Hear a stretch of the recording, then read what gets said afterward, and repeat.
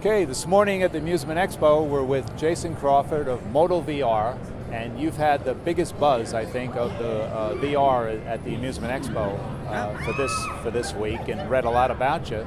So tell me a little bit about how it's run and what's different from the other VRs, Jason. Okay. Well, we started out about 3 years ago trying to create this holodeck future, like where, if you're familiar with Star Trek, we wanted to create a holodeck type experiences. We co-founded the company with Nolan Bushnell, founder of Atari and Chuck E. Cheese.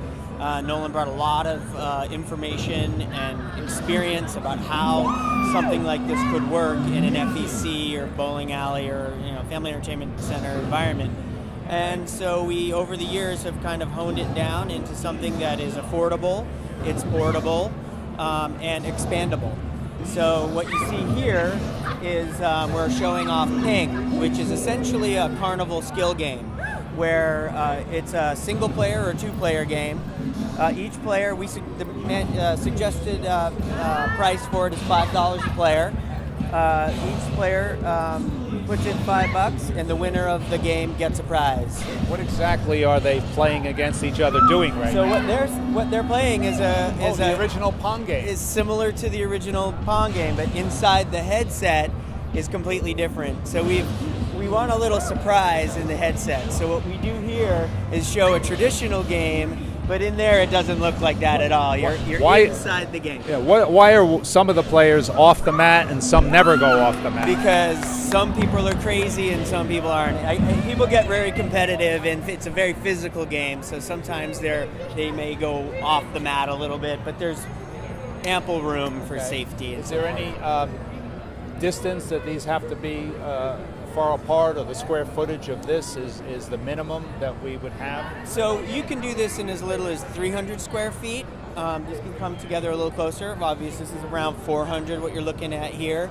The Ping, for example, can be expanded. You can move these sensor towers out with no additional hardware. You can move it out and double the amount of space, and the system will automatically configure 2 games going at once. So the throughput on this is on a single instance is about 50 to 60 an hour, 50, 60 tickets an hour, pretty good throughput, $5 a ticket.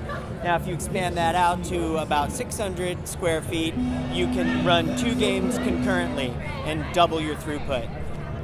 That's pretty good, because usually the benchmark for our throughput in our industry is about 80, is really, really good. And this is one operator to attend this? Yeah.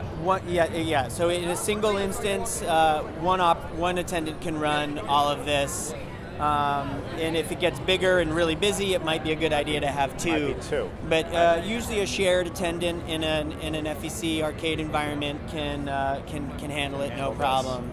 Yeah. And as far as ceiling height or anything, does it matter if you enclose it? Nope, it doesn't matter if you enclose it. It works outdoors, it works indoors, and the portability is great, because if you want to move this to a different area of your business, or if you want to take it off-site of your business, you can use it to market your business and drive traffic, even across town or something like that. So the portability is a huge factor here. Sets up in about 10 or 15 minutes, and our cost is extraordinarily competitive. Do you have access to a lot more software than Pong? Yeah, so right now we have 4 experiences, 3 that are being sold actively. We have Ping, obviously. We have one called Ghost Manor, which works really well during the fall, during Halloween season. It's a haunted walkthrough. It's sort of a haunted mansion-ish walkthrough, and it's a lot of fun. It's meant for all ages. There's no blood or violence, and you're creeping around corners, and you're getting jump scares and so forth. That has a throughput of about 40 to 50 per hour throughput on that. And then we have another one called Project Zenith, which is a shooter, and you travel to an abandoned space freighter and battle alien creatures. And that again is free roam VR, where you're wandering around the ship, and that works with high scores and leaderboards. And each one of our attractions does have an attraction mode. So if it's idle, it will go into, you'll hear it sparking up. And with Zenith, for example, it shows today's high scores and blah, blah, blah. And we are integrating with the major debit card systems, intercard and embed and so forth, so that you can connect it directly into your system, and you can set up things where if you get a score over 1 million, you get extra credits and so forth. We have also redemption, just standard ticket redemption, ticket dispenser machines we also have integrated into the system. You've pretty much thought of everything. Well, One last question they always ask me. Yeah. What is the basic price range?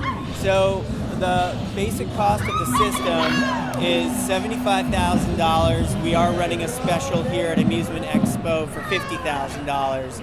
And it comes with your choice of one of our experiences. So with the show special, you can actually get basically 2 experiences for the price of one and the system. So the system you see here can run any other modal experience on it. It's all very easily operated. You can see the attendant uses this tablet computer. You can train an attendant in 10 to 15 minutes, and it's very simple, very reliable. It looks like they had a lot of fun. I'll tell Yes. you. Any test data out there? Because usually the benchmark in our industry for a no-brainer is whatever it costs, you generate in a year. Yep. And a really super one like laser tag or some other things do 2 and 3 to 1. Yes. So where do you think you'll fall? So our ROI period on our typical price, take Ping for example, you're looking at less for a typical FEC, and we're trying to be very careful about this data because we don't. Worst thing you can do is mislead an FEC or oversell the numbers. Yeah, just the range.